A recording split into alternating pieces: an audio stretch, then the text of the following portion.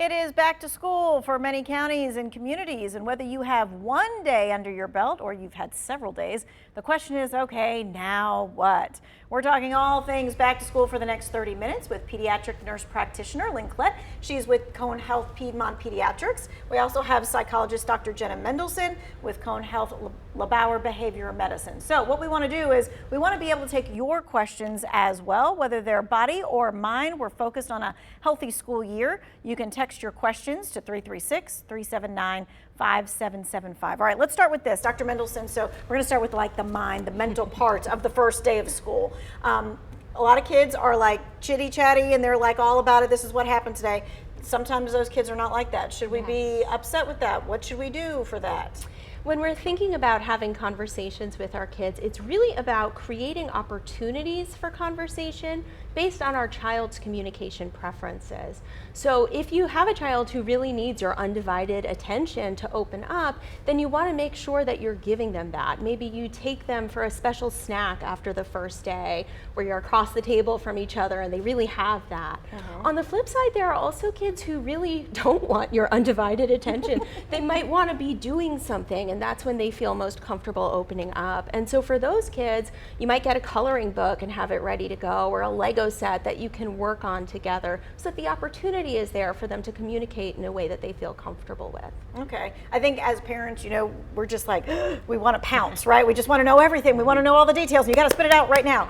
What about if your child did not have a good first day? What advice do you have on how a parent should kind of help negotiate and navigate that? Yeah, it's so tricky, and you really want to consider all the factors that really could be at play after a first day of school. Kids might be coming home tired or hungry, or if your child spent a lot of time at home over the summer, this might be the most social interaction they've had in months. So some kids might come home not ready to open up right away. And for those kids, it may be more of a question of finding ways for them to decompress after the school day, like listening to music, or a coloring book is great again, where they have that downtime before you jump in with a lot of questions. All right, so we did a little mind. Let's go to the body right now. Morning routines, getting out the door on time, it can really be a challenge. Oh yeah. Right, for families. Could skipping breakfast have an issue with kids? What do we need to talk about that with parents when they're like, we just need to get out the door? Yeah, absolutely. Skipping breakfast could definitely have a negative impact on the day. If you, as an adult, you can't focus if you're hungry, the same goes for kids. Only kids can't always verbalize, oh my gosh, I'm hungry. A lot of schools have a snack time, but that's 10 o'clock in the morning. So if your kiddo is riding the bus, you know they've been up since 5:30, 6 o'clock in the morning, and 10 o'clock is a long way off for a hungry tummy. So lots of easy ways to find quick and easy breakfasts. I'm a huge fan of the protein shakes that are designed for kids. We are all about some meal prepping in our house. So we do a lot of, on the weekend, we make a whole bunch of breakfast burritos or breakfast sandwiches. So all you have to do is microwave it in the morning, breakfast is ready, they've got a good balanced meal, and they're ready to go. All right, so the shake and the breakfast burrito, those are two key possibilities that maybe you weren't thinking about in your household. Maybe we'll put the recipes on afterwards. All right, so the new school year comes tests, comes homework, comes experiences that can cause anxiety. Some kids might be feeling it already, so what can parents do to kind of help alleviate that anxiety? Well, first of all, reminding your kids that anxiety is normal. A 2020 study in the UK found that 55% of school-aged kids experience anxiety about upcoming tests, and 37% reported feeling very tense while they were studying. So anxiety is normal, and it's not necessarily bad for performance. One of the oldest laws in psychology, the Yerkes-Dodson law, tells us that a certain manageable amount of stress actually helps with performance, where people who are faced with a challenging task and feel a little stressed about it do better than people who are not stressed at all. So, motivates them. Exactly. Okay. You don't want it to become unmanageable, though. Right. That's the key. So normalizing the anxiety for your kids and then helping them think about how they might be able to manage it. Okay, and sometimes that manifests in their body as well, right? The anxiety can cause the tummy aches or the headaches or things like that. Absolutely. I talk a lot with my patients about, does it stop when you get home from school? Does it start before you go to school in the morning? If it does, it's more likely to be that anxiety related versus being sick. Headaches, tummy aches with being sick are often accompanied with fevers, We a lot of times see nasal congestion more than just a headache or just that upset tummy that goes with it, and it doesn't go away when taken out of that environment or that situation. So parents need to ask a few questions because, very Absolutely. often the kid wakes up and they say, I don't feel good today, I don't want to go to school, and you're like, okay. Yes. Which way is it? All right. So no one wants to go back to school with sniffles, respiratory illnesses, although it seems like we all get them every single time the back to school starts. What can we do to help strengthen our kids' immune systems? Yeah, I'm a huge fan of probiotics. A very large portion of our immune system is based out of our GI tract.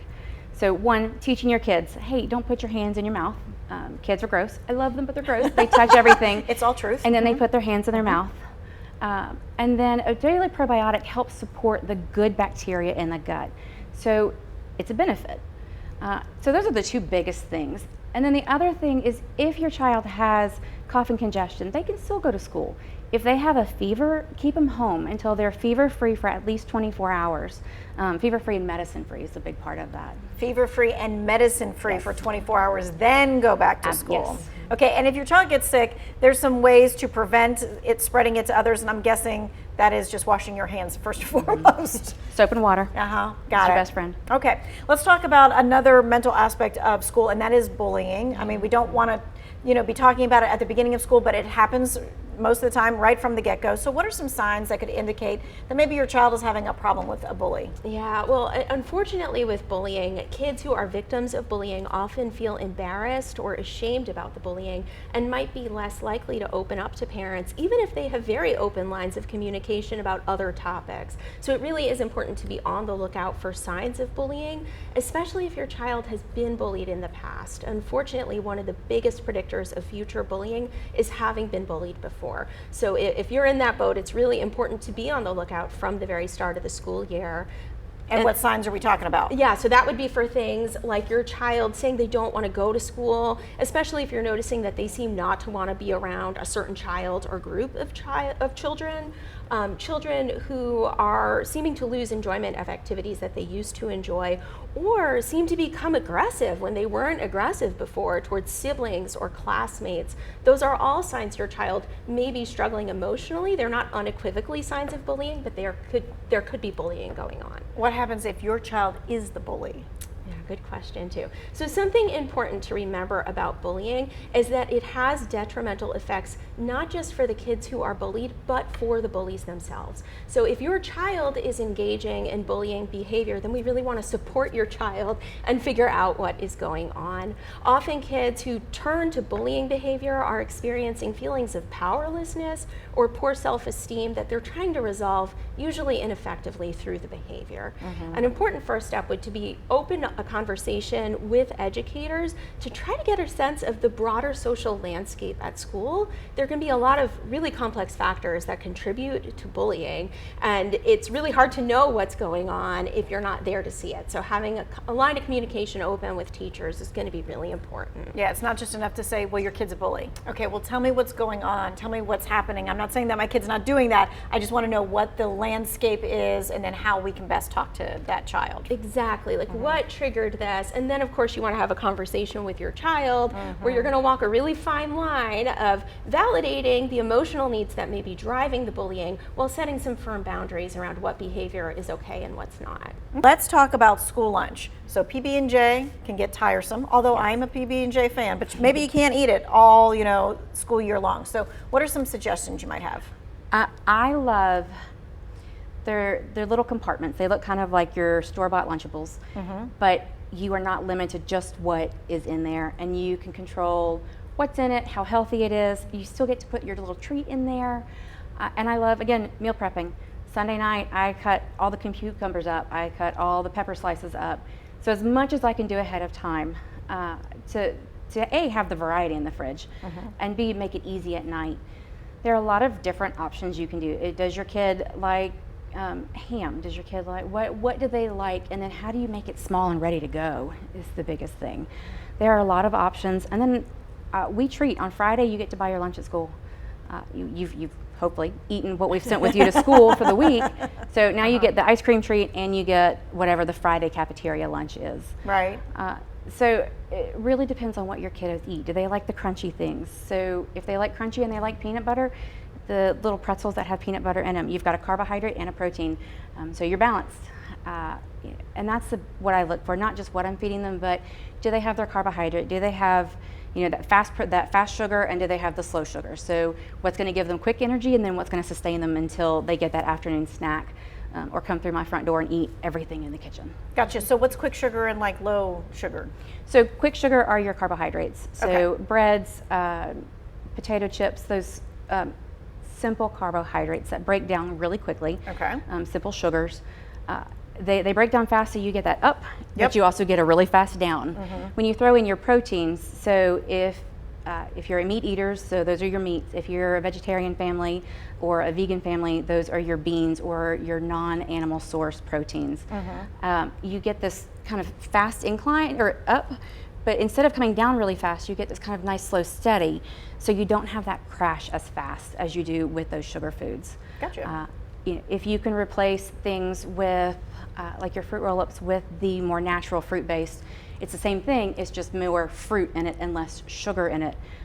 So little tweaks here and there increase the health of your kiddo's lunch, but they still get the sweet and they still get the yummy. Gotcha. Okay. Yeah, because that's important. You got to have the sweet and the yummy, right? All right. So let's talk about coping with the busy schedule, because we're just beginning the routine now, but soon it's going to be every single kind of practice, every single kind of lesson, every single kind of tutoring thing, and that just makes the school year just go really fast, it seems. It absolutely does. And extracurricular activities are fantastic in a lot of ways. They're a really nice way to incorporate stress relieving activities into your day-to-day routine for your kids.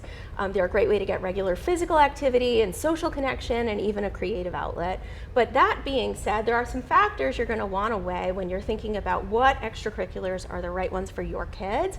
And that would be making sure they have some time to really wind down before bed. I don't mean like running home, take a shower, do your homework in bed. I mean like an hour at least where they're really relaxing and ideally not on screens, which is a tall order. It is a tall order. In fact, we do have one of the questions from a viewer about the screen. What is the importance of stopping screen time before bed? And I'm sure both of you probably have a thought on this. Yeah, it's a really great question, and what's typically recommended is to cut back on it in at least an hour before bed, maybe two. You might know more about it, but yeah, cutting back on it before bedtime and blocking that blue light. So if your child absolutely must be on a screen and you just can't win that battle, then it might be a question of changing the settings so that it's not the blue light coming through quite as much. Gotcha. Absolutely.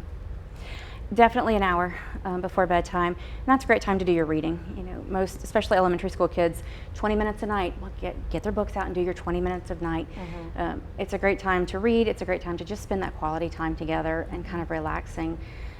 Teenagers are harder than elementary school kids to get those phones and electronics put away. And I tease them. I'm like, I promise you're not going to like wither away if you can't be part of that group chat. And I explain to them why. If you're on a group chat, you're like, oh, what happened next? Because there's usually some kind of drama that we're talking about. So when you're excited or you're into that, your heart rate goes up, your brain's just firing away, what happens next? And so your body and your brain can't settle down to go to sleep. And I explained to them, like, even if you go to sleep, you get in bed and within minutes you're asleep, your brain is still processing. So your body might get 8 hours of sleep, but your brain might only be getting 7 hours of rest and recovery because it's still processing whatever you were doing on your electronics. Gotcha. All right, so this person's asking, how do I help my child with seasonal change anxiety? Yeah. So broadly speaking, when we're thinking about stress management for school-aged kids, what we know to be the most effective thing is regular physical activity.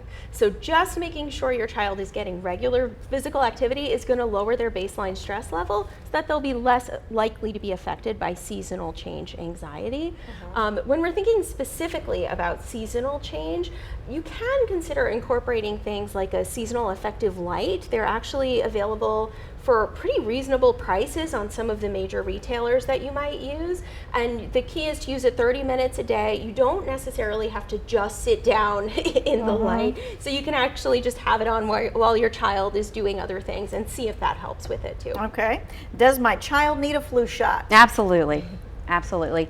Now's the time to get it. End of August and September are the best times to get it because flu season really starts October. You want that protection in place before flu season starts. You don't want to wait until flu season has started and then get your flu vaccine. And we've seen positive flu cases all summer. Not the way we do in the winter, but we were still having positive flu cases over the summer. So absolutely get your flu vaccine this year. Okay. What kind of positive reinforcements and rewards can you offer kids for their behavior and good grades in school? I like this question. Token economies have been found to be really effective in terms of building the behaviors that we want to see children doing. And so that's really going to depend on your child, though, what the specific reinforcement is. But what you might do is sit down with your child and ask them what would be motivating for them. And you might have some different sizes of rewards and then create a token economy where they're earning some kind of token, buttons, cotton balls, can be money, but where over time they might earn whatever it is that's on their list. And it's helpful to talk with a therapist about that to set up the system. Okay, and we've got just about 1 minute. How can we help our kids get better sleep at night? Routine. Having a set bedtime, having dinner as much as you can at the same time, and then having a routine. So we have dinner, and then you get your pajamas on, and you brush your teeth, and we have reading time, and then bed. So the more routine you have, one, it gives that your kiddo that stability that they really need, but it also sets that pattern. And just like anything for adults, if exercising every day for so many weeks, it becomes a routine, it becomes a habit, and it's easier. And your body gets into that, like, all right, I know what to do next. Right. Okay. You can find it in your 2